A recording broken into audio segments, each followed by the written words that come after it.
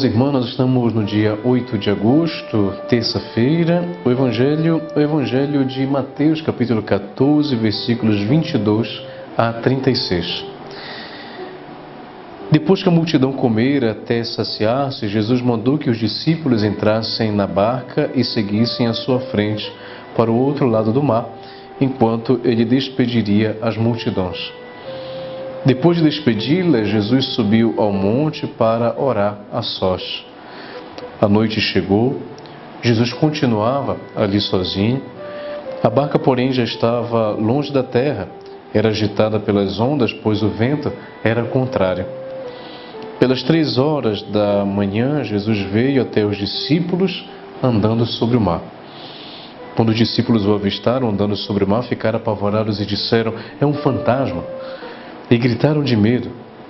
Jesus, porém, logo lhes disse: "Coragem, sou eu, não tenhas medo." Então Pedro lhe disse: "Senhor, se és tu, manda-me ir ao teu encontro, caminhando sobre a água." E Jesus respondeu: "Vem." Pedro desceu da barca e começou a andar sobre a água em direção a Jesus. Mas quando sentiu o vento, ficou com medo e começou a afundar e gritou: "Senhor, salva-me!" Jesus logo estendeu a mão, segurou Pedro e lhe disse: "Homem fraco na fé, por que duvidastes?" Assim que subiram na barca, o vento se acalmou e os que estavam na barca prostraram-se diante dele, dizendo: "Verdadeiramente tu és o Filho de Deus." Após a travessia, desembarcaram em Genezaré. Os habitantes daquele lugar reconheceram Jesus e espalharam a notícia por toda a região. Então levaram a ele todos os doentes e pediam que pudessem ao menos tocar a barra de sua veste. E todos os que a tocaram ficaram curados. Palavra da salvação, glória a vós, Senhor.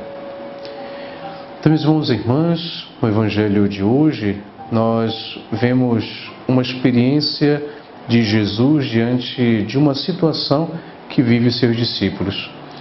Jesus pede para que os discípulos possam ir na frente dele, despede as multidões, ele aproveita para ficar sozinho subindo ao monte e fazer uma experiência de oração, ou seja, de conversar com Deus, seu Pai, e depois ele vai ao encontro de discípulos caminhando sobre o mar.